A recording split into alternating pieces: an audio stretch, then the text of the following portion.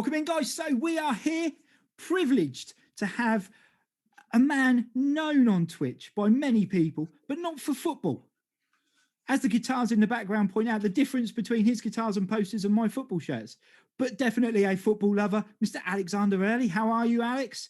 I'm doing good, mate. I'm doing good. How are you? Good, good. I am very well, thank you. So in the box number 5, this is, and Alex is in the seat for number 5. The standard questions, for those of you who have seen it before, we will go through, we'll get Alex's responses and his thoughts and ideas around his football and background and love for it. So let's start off. Alex, who do you support? I support Tottenham. Whoa, it's bad times. It's a really bad time. It's that's why I said when you asked me about doing this, I was like, yeah, I love talking about football. And I was like, actually, at the moment, maybe not. It's like maybe not so much. Yeah, that and when we lost the Champions League final, I didn't want to talk about football. I didn't. But no, you were there. You were there. Lots of teams haven't even got that far. So we were there. It was just the way we went out. I mean, technically you weren't there, but that was the issue. Yeah, right? yeah. No, that was it. So yeah, being a Spurs fan, that's tough. That's a tough one. Yeah, isn't it? We won't mention it again. I'm so thankful for my family for coming from Tottenham. That's why. Like, why couldn't you have been from Manchester or something? Well, but then you wouldn't have been supporting any Manchester club either. Yeah, probably not. Yeah, probably not. You would have been a Preston fan. Yeah. Preston or Bury. Yeah, probably. Yeah. No, I take that back. I'm happy it was from Tottenham. Cool. So let's get into it. So obviously, first question. Alex, what is your first real memory of football? So I was so as a child, I'm kind of going to go off, but it's going to make sense. As a child, I was really not sporty, did not like sport whatsoever. I basically had an eye condition and I had a tube. I had glaucoma, so I had a tube. Right. So I couldn't do contact sports. So at school, I used to have to do sport with the girls, which was all right. Like, it's not a bad thing, No? But yeah, so I wasn't at all into sport. I like my music, so that was it. But I just remember Euro 2004, yes, and the England game against France. And for some reason, because my mum's not into football, my dad's he's interested, but he's not that into it. So yeah. I'm kind of like quite a weird one for now, being really into it. Yeah. But yeah, so I remember that somehow being on the TV and just watching it and being like, oh, this is cool, watching the game. It's quite a weird game to get into it because the way again that we lost. Yeah, I was going to say, didn't we concede 2 really late goals? Really late goals. I think Michael Owen scored the first one. Yeah. And Zidane scored a pen, didn't he? Yeah, and then Zidane scored a pen, and then he scored another. I think he scored like the 89th minute and the 92nd minute, and we lost. And that was my first game in football. But yeah, I watched it. I loved it. I then got the Euro 2004 video game. Yes. And I got that for my birthday, and I got really into football. And yeah, that was it. I was hooked. And then it's amazing how computer games get your involvement into it more. And I mean, that's a similar sort of thing. I remember watching some football, but I remember the football games are the things I always used to go to. Yeah.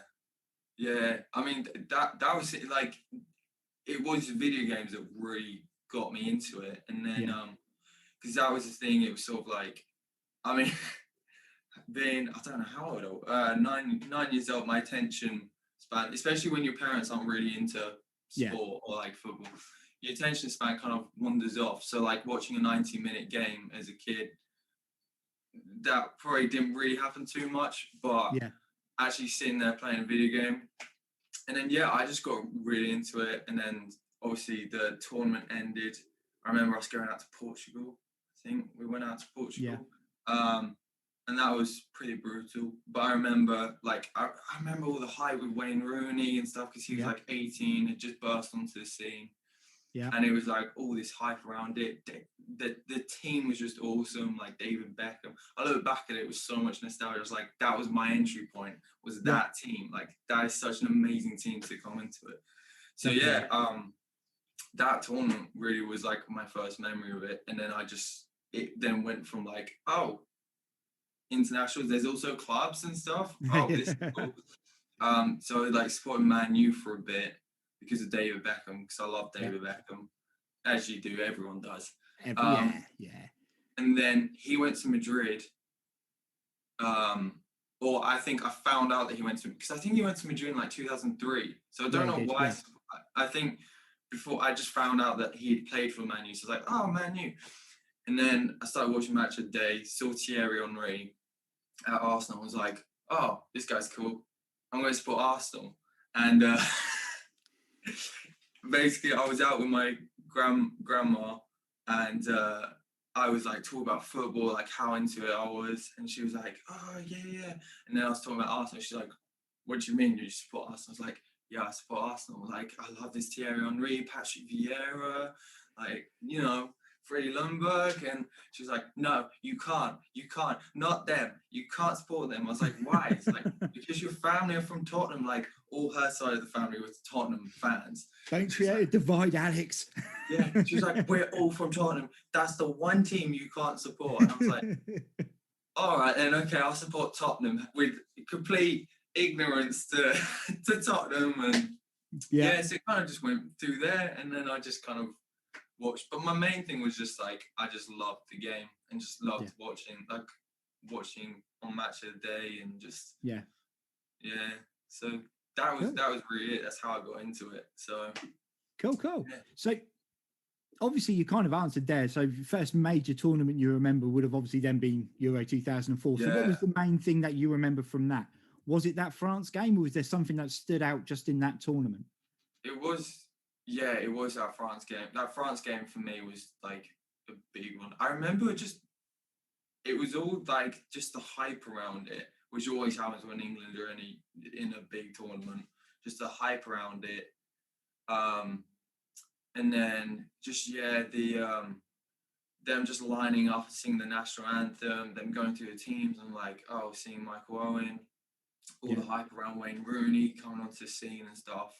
And at the time, because I just had no idea who these players were, I was just like, oh, okay. And then David Beckham, like being as awesome as he is, it was just all of that, just the lineup and the hype. And I think I just got swept up in that hype around it. And yeah, I think then it was like, it sounds really bad, but just playing the video game and stuff. Yeah. And just, I played that so much, that game. And then I got FIFA 2005. Right. And then that really just got kind of solidified my just like club football as well, brought that into it.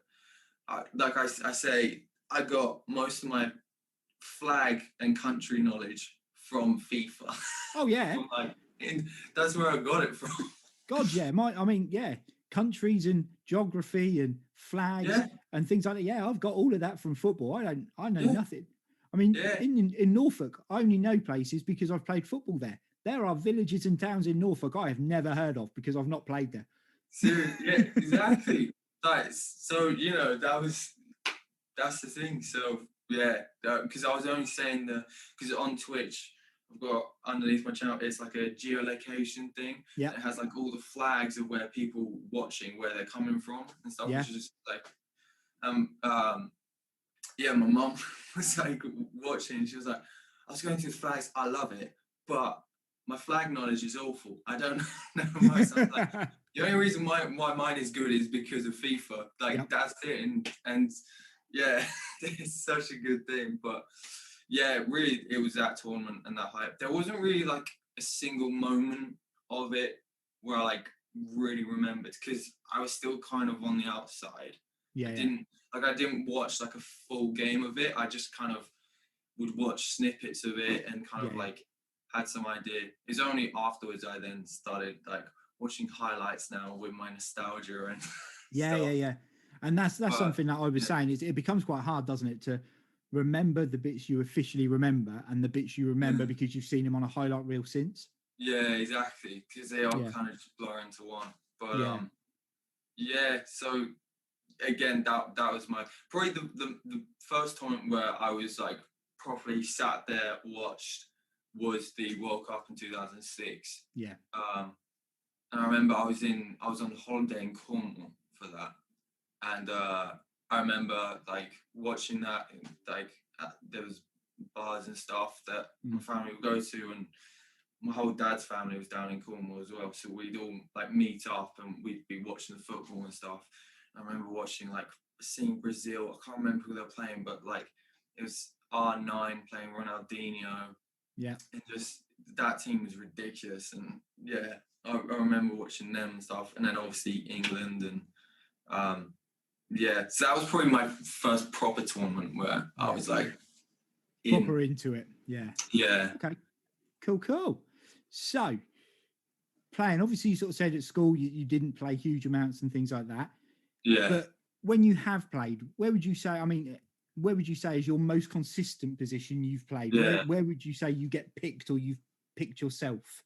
So I started like when I went to like, I mean, it was really sort of like, I don't know, it was up to like nursery and year 4. That. So it's kind of like up to 7 where I didn't play sport. And then after that, I could play football. Like I was told like, yeah, football's fine. Just kind of be careful with the heading. And I got the Edgar Davids goggles. Yeah. I got them. So I had them as well. So that was super cool. He had glaucoma as well, didn't he? Yeah, he had the same thing. So it was sort of like, yeah, you can play. There's actually, I remember one of the doctors saying, there's actually a player who has like your condition. He plays Edgar Davids. I saw him. He's so cool as well. Like his whole look and everything. He was just such a badass. I was like, okay, yeah, no, that's cool. But I remember, so he had it was almost like sunglasses that he had. Yeah. With mine, they were like goggles. Proper goggles. You'd actually have goggles and they didn't look as cool.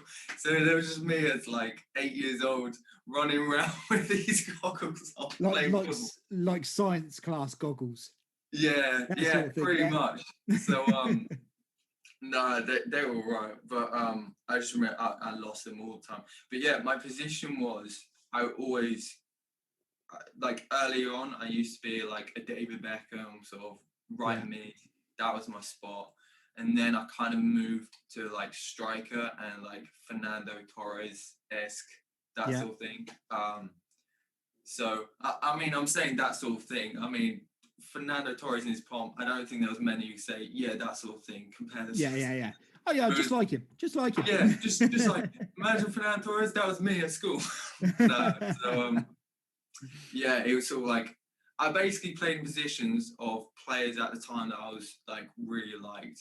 And so yeah, it was David Beckham, and then Fernando Torres and stuff. Yeah, it was pretty much like striker was probably my main position because I was all right finishing and I'm quite quick. So it was sort of like they just ping a ball up and it was like chase after. At uni we were doing like 5-a-side tournaments and stuff. And our whole thing was like, right, Alex, you're up front. We were just like, right, we'll get the ball, we'll just ping it, you run and get it, and then shoot. Like that's it. Like that was our tactics. Were ping it up, I get it, and bang. Love a straightforward tactic. Yeah, it was just over the top. In 5-a-side, you don't really do over the top too much. Over the top normally means that it's straight through to the other keeper. But yeah, usually. Yeah. So but no, so yeah, striker was probably my main position that I'd go for. Cool. Okay, so if you could have done something different that would have made more of your footballing ability, what would it have been? Well, I think the way I used to like practice a lot at home, but things were like I didn't practice probably very intelligently. Like I was sort of like pretending that I was in a football match and I was like, oh, so I'm pinged the ball and then like try and strike it in and stuff. Yeah. Rather than like being like, oh, I'm gonna work on my dribbling, oh, I'm gonna work on my shooting or be a bit more like that. I just love the game, so I was just like, oh, like pretending I'm playing with damn it sounds so bad when you're an adult and you're like, oh geez. But yeah, you sort of it it was like that Spanish team in 2008 with like David Villa, Fernando Yeah, Torres, yeah. and Iniesta, Xavi. That team was insane. It would just be like doing that or playing with mates and stuff, and you just like ping balls and like try and volley them in and stuff, or one mate would go and goal, and then you're just like trying to score and stuff.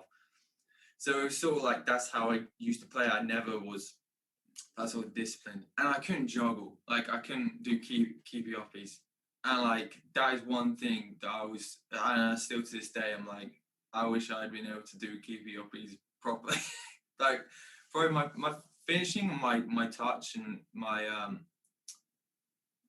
my dribbling was like all right, it was decent, but my like being able to do keepy uppies, I was just dreadful at, and I was like, I can't do it. This is boring. I'm off.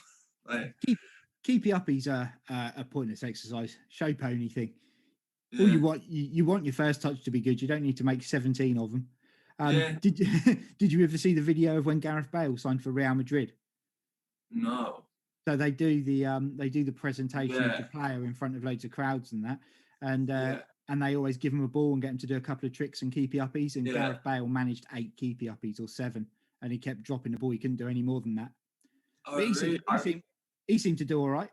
Yeah. Oh, I remember the Ousmane Dembele one. Yeah, at he Barcelona. can do. Yep. His was really bad.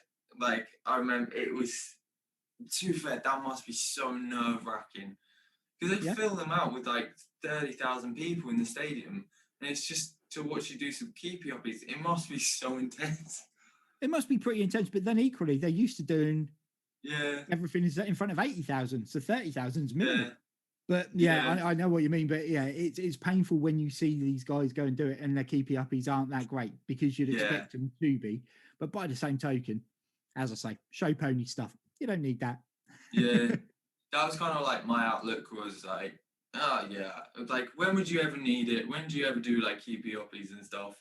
Exactly. So but yeah, no, I always used to like it would focus on like my free kicks and shooting and that sort of stuff, and then running with the ball and first touch, that sort of thing, rather than yeah. So yeah, probably would have been like to practice a bit more, like be a bit more disciplined in how I practice. But yeah, cool. That was cool.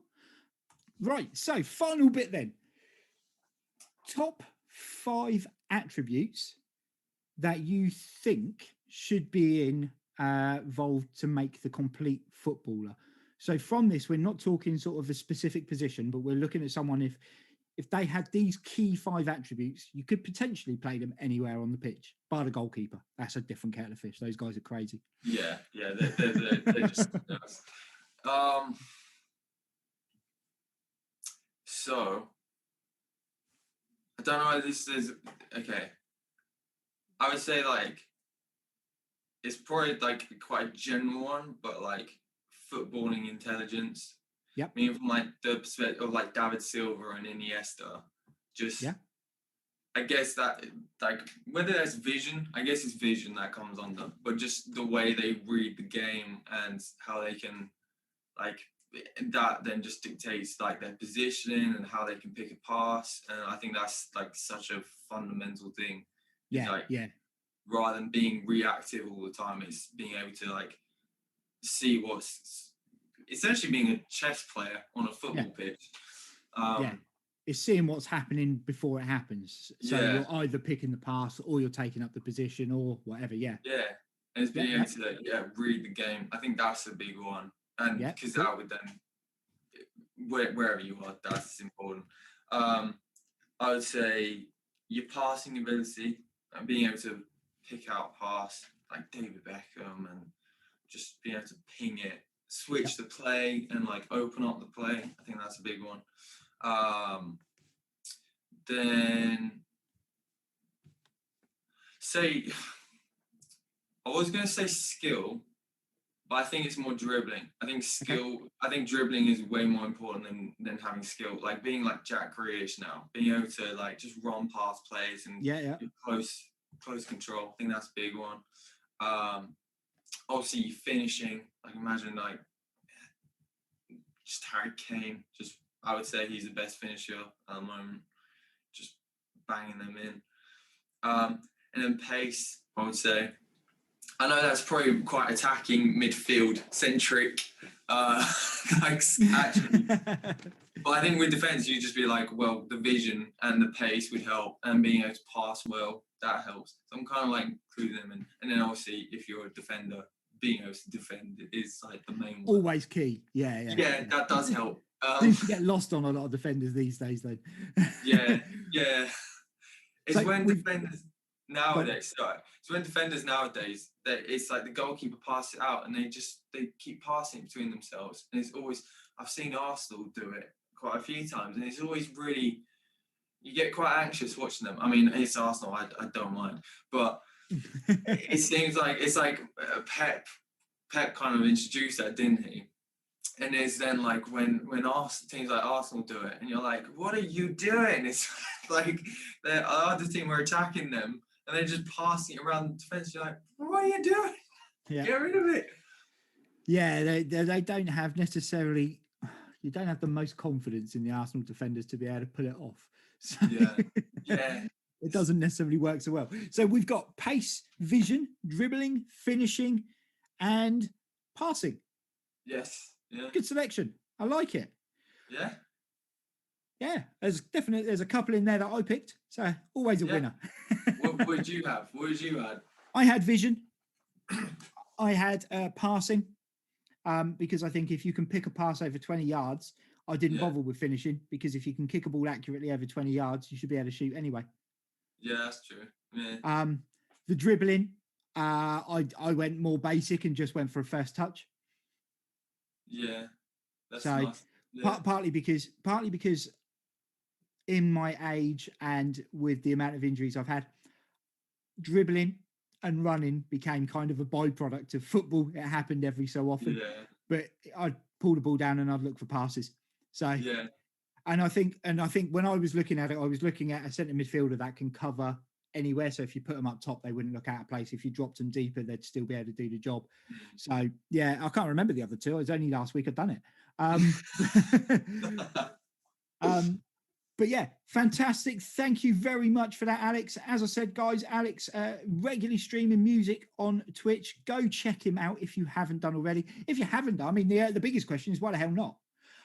But his music is regularly played in the background on my lunchtime live streams and on the Sunday morning football replacement service. So you would have heard his original stuff. Go and check out some of his covers as well. But for now, thank you very much, Alex.